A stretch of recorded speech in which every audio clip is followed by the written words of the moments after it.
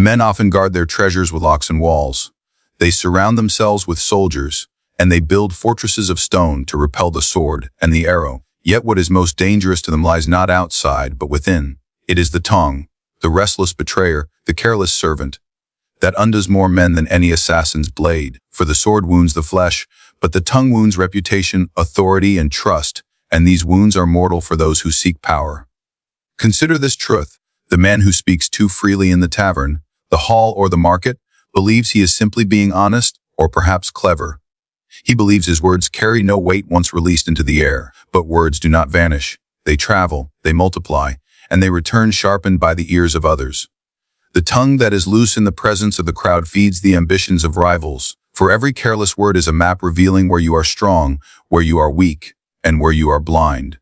Even kings and princes have fallen, because their lips betrayed them. In courts filled with whispers and spies, it is not necessary for an enemy to invent lies about you. He need only repeat what you have spoken yourself. And since men believe what they hear directly from the mouth of the speaker, your own testimony becomes the dagger placed against your ribs. It is your tongue that arms the conspirator. It is your words that supply the poison to your enemy's cup. Understand this: the more you speak, the more you reveal. Every phrase offers a glimpse into your heart, your fears, and your desires. And those who listen closely, even pretending to be your friends, are already calculating how to use this knowledge against you. If you speak of your doubts, they will say you are weak. If you speak of your ambition, they will whisper that you are dangerous. If you speak of your alliances, they will test them.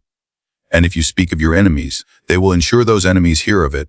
The wise ruler, therefore, knows that silence is not emptiness, it is armor. He reveals nothing but what he intends, and he speaks as if every word were carved in stone to be read by friend and foe alike. Such a man never supplies his enemy with ammunition, and he allows the world to wonder what lies within his mind. Mystery is strength, and silence makes a man appear greater than he is, for what is unknown always seems more dangerous than what is exposed. Imagine a prince seated among his advisors, his courtiers eager to pry open his thoughts. If he speaks at length, he risks contradiction, for men who speak too much eventually betray themselves. They will compare his words from yesterday to his words today, and in those differences, they will detect deceit or indecision. But if he speaks little, always measured, his words gain the weight of prophecy. Men lean forward to hear a single sentence, and they fear the silence that follows, because they cannot read what lies beyond it. Loose tongues, however, produce the opposite. The man who cannot govern his mouth invites contempt. His words become common, stripped of value, like coins scattered carelessly across the floor. Soon his voice is not feared but mocked, for when every thought is spoken, nothing is sacred, and nothing commands respect. In the courts of power, even louder can be dangerous. The jest spoken too loudly at a banquet, the careless comment made over wine, these are not forgotten. The fool believes the night erases them, but the ambitious man remembers. He repeats them in darker corners, twisting them into weapons, spreading them like wildfire until your own words rise against you in a mob you never intended to summon. Think, too, of the common people. They crave certainty from their rulers, yet they despise arrogance. If you speak too freely of your plans, you risk disappointing them when fate resists you. If you boast of victories before they are won, you expose yourself to ridicule when fortune shifts. Better to hold your tongue until the deed is complete, for then the people see not empty promises, but accomplished triumphs. Words cannot build trust, only actions can. Yet a careless word can destroy trust faster than 1,000 noble deeds can restore it. And what of spies? They do not need to search your chambers or bribe your servants if you yourself are their informant. A single conversation overheard in the marketplace, a single confession made to one you believe harmless, is enough to expose your strategy. The tongue is generous, but too generous, for it gives without asking what price it will pay, and the price is often ruin. So I tell you, beware of those who urge you to speak openly, who claim that honesty is always noble, who flatter you into revealing yourself. They are not your friends. They are harvesters, waiting for the seeds that fall from your lips. They gather your words, and when the season turns, they reap your downfall. The truly loyal man will never ask you to bare your heart. He will not need your words, for he will know you by your actions. But the false friend will always prod your tongue, for he knows that words are easier to betray than deeds. Therefore, to master power, you must master speech. Speak less than you think, and never more than you must. Measure each word as though it were gold, and spend it with greater caution than you spend coin. Let men accuse you of being cold, or secretive, or silent. Better that than reckless, for when the mouth is restrained, the heart remains unexposed, and the mind retains its sovereignty. But when the tongue is loosed, sovereignty is surrendered, and the enemy needs no sword, no army, no plot. Only patience, for your words will destroy you in time. In the struggle for power, timing is everything. The greatest victories are not won with strength alone but with secrecy, patience, and the careful concealment of one's true purpose. Yet many men, intoxicated by their own ambition or desperate for approval, betray themselves before their plans are ripe. They speak of what they intend to do, believing words strengthen action. But I tell you, words weaken action, for they expose the path to those who would block it. To reveal intention too soon is to surrender victory before the battle has even begun. Consider the hunter who announces to the forest where he will set his trap. The animals scatter, and his labor is wasted. Or the general who proclaims the hour of his attack. His enemy arms himself, and the victory is lost. Men who reveal their designs imagine that by speaking them, they inspire fear, loyalty, or admiration. But what they inspire instead is preparation. And preparation in the hands of your enemies is the ruin of your enterprise. A prince who whispers his intentions into every eager ear is already undone.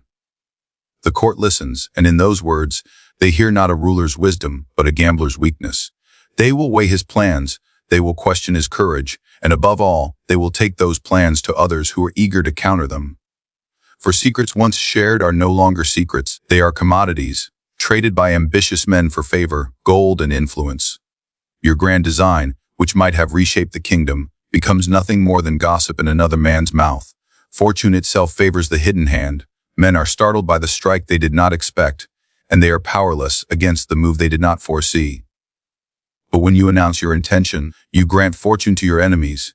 You tell them where to look, where to defend, and where to strike back. In revealing your plan, you rob yourself of the element of surprise, which is the soul of victory. Look to history, and you will see countless examples of ruin caused by tongues that moved faster than the hand. Commanders who bragged of their campaigns before they began found their armies ambushed. Politicians who boasted of reforms before they secured their power found themselves exiled or executed. Even merchants, eager to boast of their ventures, found their rivals stealing the very opportunities they had so proudly declared. Words are not harmless. They are invitations, and every invitation brings uninvited guests. Why, then, do men reveal their intentions? Vanity. They hunger for recognition before they have achieved anything. They crave admiration, as if the shadow of success is enough to nourish their pride. But what they forget is that admiration is fickle, and the crowd that cheers for your words will be the first to laugh when your deeds fall short. By announcing too early, you do not win respect. You gamble it, staking your reputation on a promise that fate may not allow you to keep. There is also weakness. Some men cannot bear to carry the weight of silence, so they confess their plans to others, seeking comfort, seeking reassurance. But in doing so, they pass their power into weaker hands. A true prince needs no validation. His silence is his fortress, and his deeds, when they arrive, speak louder than any confession could. Think of the rival who listens to your intentions. To you he smiles, nods, perhaps even praises your cleverness. But when he departs, he sharpens his knives, he gathers allies, he blocks the very path you so carelessly revealed. And when the moment comes for you to act, you find doors locked, armies assembled, and allies suddenly distant. You believe yourself betrayed, but it was you who betrayed yourself. You armed your enemy with knowledge, and he returned it to you as defeat. Even in friendship, revealing intentions is perilous, for friends are not eternal. Today's confidant may be tomorrow's rival, and the words you entrusted to him will not die. They will resurface when they serve his purpose, and then your past confessions will rise against you like ghosts. Better to remain silent even among allies, for trust in politics and power is never permanent. In negotiation, silence is a weapon, but premature speech is a surrender. The man who reveals his bottom line before bargaining has already lost. The prince who declares what he will or will not accept places himself in chains of his own making. His enemy need not press him, for he has pressed himself. To speak is to limit oneself. To remain silent is to remain infinite, unpredictable, unbounded. Remember this: a deed spoken loses half its strength, but a deed performed in silence is thunder that shakes the earth. Men will always fear what they do not know, and they will always resist what they see coming.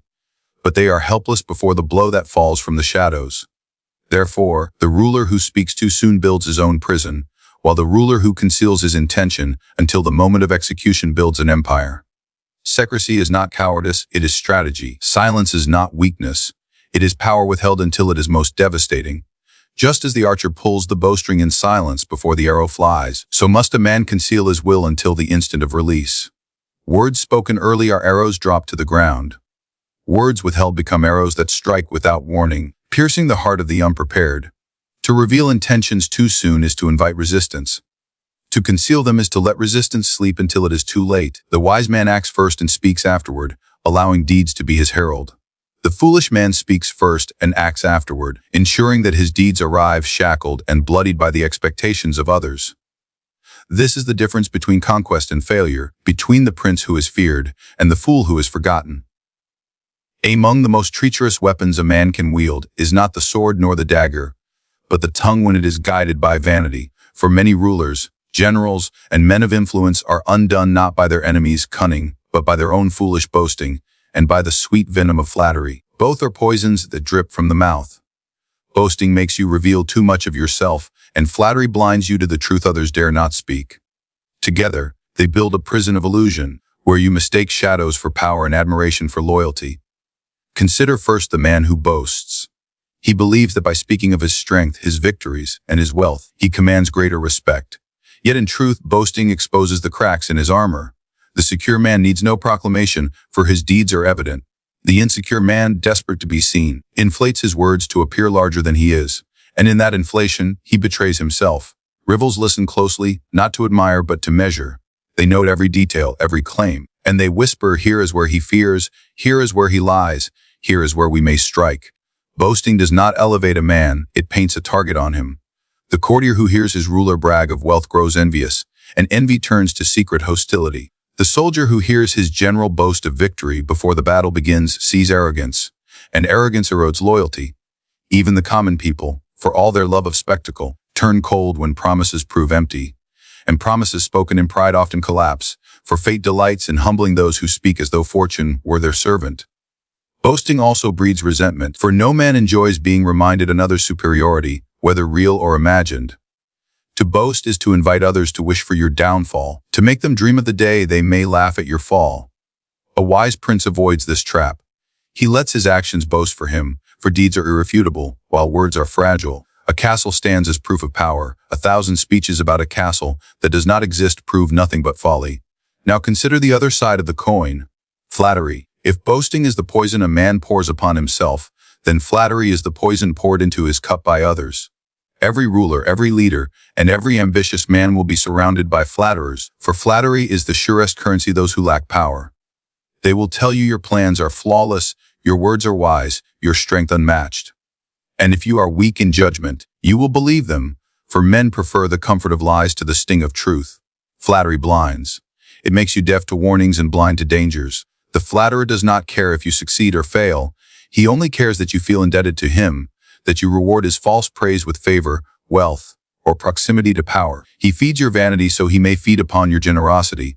And when disaster comes, as it always does for those who refuse to hear unpleasant truths, the flatterer vanishes, leaving you to face the ruin alone. Beware especially the flatterer who clothes himself as a friend. For the true friend will sometimes wound you with honesty, while the false one will soothe you with praise until your downfall is complete. The man who dares to contradict you is worth more than 100 who agree with every word. Yet most rulers prefer the 100 liars to the one truth teller, because truth is bitter and pride is fragile. In choosing comfort over reality, they sign their own death warrant. The combination of boasting and flattery is most dangerous of all.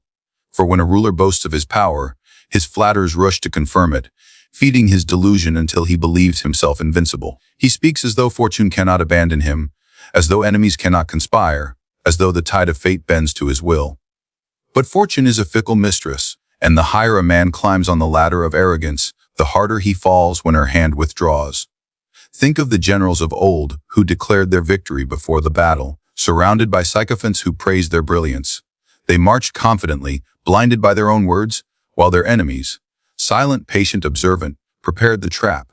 The boastful army, swollen with pride, crumbled when struck, and their leader was remembered not for greatness but for folly. Such is the fate of those who let their tongue outrun their sword. The wise man, therefore, avoids both traps. He does not boast, because he knows power needs no announcement. He does not welcome flattery, because he knows truth is often dressed in silence or even in criticism. Instead, he cultivates a reputation that speaks for itself and surrounds himself with men who dare to disagree.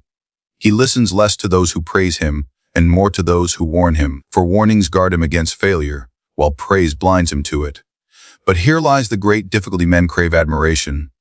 Even the strongest prince longs to hear that he is wise, that he is loved, that he is feared. This desire makes him vulnerable, for the flatterer offers exactly what he craves. To resist flattery requires discipline, a constant suspicion that every sweet word is a net designed to ensnare. The ruler must remind himself, am I being told the truth, or am I being told what I wish to hear? The man who never asks this question is already lost. Remember, boasting springs from within, flattery comes from without, but both lead to the same ruin. For boasting isolates you from reality, making you blind to your weaknesses, while flattery isolates you from truth, making you blind to dangers. Together they create a fog so thick that when the enemy approaches, you cannot see him until his sword is at your throat. Power is not maintained by words but by perception. The silent man appears mysterious and strong. The boastful man appears insecure and weak. The ruler who rejects flattery appears wise and feared, while the ruler who welcomes it appears foolish and easily deceived.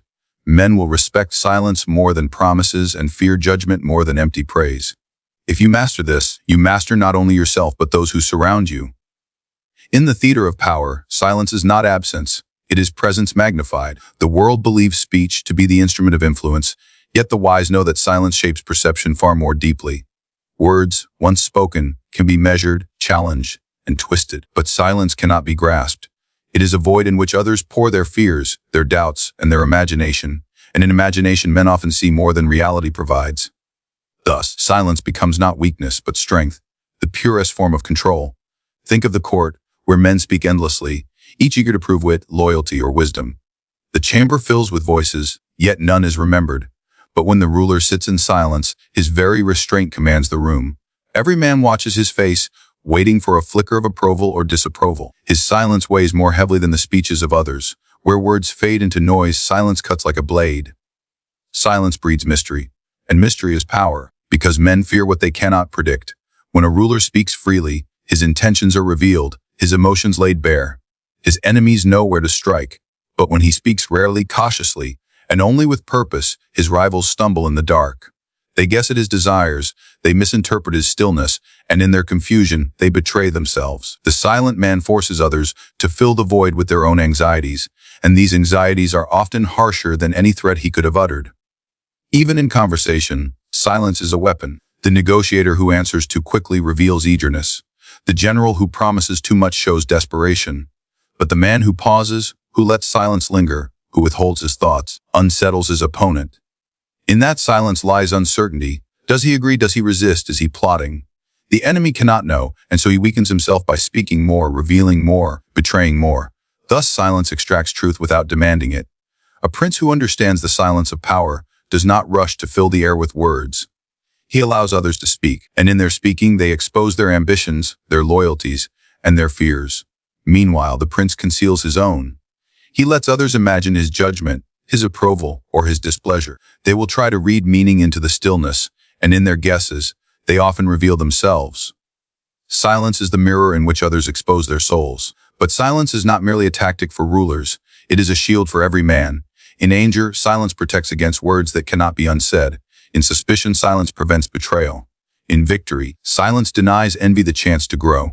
The man who does not speak of his triumphs robs his rivals of resentment, while the man who brags only multiplies enemies. By remaining silent, you force others to judge you by your actions alone, and actions, when left unexplained, appear more formidable than any justification could make them. Yet many men despise silence, for they confuse it with weakness. They believe that to remain silent is to surrender the field of influence. And so, they chatter, eager to defend, to explain, to persuade. But every explanation weakens authority. Every defense invites further attack. The silent man, on the other hand, provokes both awe and fear. For in his stillness he seems unshockable, as though he knows more than he reveals. Men respect that which they cannot penetrate. Silence also disciplines the mind. He who is silent is not idle. He listens, he observes, he collects information. In silence, the eyes and ears are sharpened, while in constant speech, the tongue grows reckless and dull. A ruler who speaks less learns more, for others rush to fill the void. They compete to win his favor, to impress him, to persuade him. And all the while, he gathers knowledge without giving any in return. Imagine two princesses, one who talks endlessly of his plans, his enemies, his greatness. His court knows everything, and so they conspire, resist, or mock him. The other prince sits quietly nodding, listening, rarely speaking more than a sentence. His court trembles, for they cannot predict him. They wonder, does he favor me, or does he despise me? Does he plot vengeance, or does he plan reward?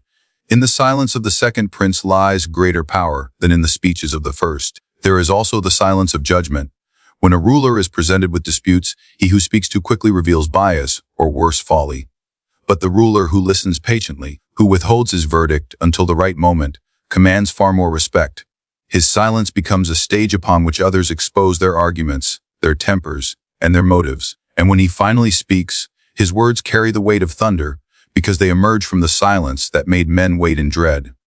But silence must be deliberate, not empty. A man who is silent because he has nothing to say gains no respect. A man who is silent because he chooses not to reveal himself gains authority. This is the silence of power. Silence not as absence, but as command. Each pause, each withheld word, each unanswered question creates an atmosphere of gravity. Men begin to believe there is depth where there may be none, wisdom where there may only be restraint. And in politics, perception is reality. Even enemies can be defeated by silence. When slander is spoken, the fool rushes to defend himself, spreading the rumor further with every denial. The wise man says nothing. His silence makes the slanderer seem petty, desperate, and unworthy of response. The people begin to doubt the accuser instead, for if the accusation mattered, surely the prince would answer it. In this way, silence destroys lies more effectively than argument ever could. Power is fragile when it depends on words, for words can be twisted, recorded, and remembered against you. But silence leaves no trace. It cannot be quoted, it cannot be misinterpreted, it cannot be used as evidence. Silence belongs wholly to you, and by it you command the attention of others while keeping your secrets intact. This is why silence is feared. It makes you untouchable. To master silence is to master presence. The silent ruler seems taller, stronger, more impenetrable. His court waits for his words as if they were oracles. His enemies hesitate, uncertain of his intentions. His allies remain cautious, not daring to assume his favor. And in this space of uncertainty, he rules not by the sword alone, but by the unseen force of restraint. Silence, wielded with purpose, is not emptiness. It is authority made visible through absence, and it bends the wills of men without a single word. In the arena of power, men fear betrayal from armies, conspirators, and fortune itself. Yet the greatest betrayal comes not from outside, but from within, from the mouth that speaks without discipline. Loose tongues invite enemies, revealing to the world the very weaknesses a ruler should conceal. Intentions revealed too early give the enemy a map, turning triumph into ruin before the battle begins. Flattery and boasting, those twin poisons, blind men to truth while exposing their vanity to mockery and resentment. And above all, silence. True silence, wielded with purpose, remains the armor of the wise, the shield that guards against both friend and foe, the mystery that commands respect and fear alike. Thus, it is not enough to command armies, or to build fortresses of stone. One must command the tongue. For power is not only taken by force, it is preserved by restraint. To master silence is to master perception, and to master perception is to master men.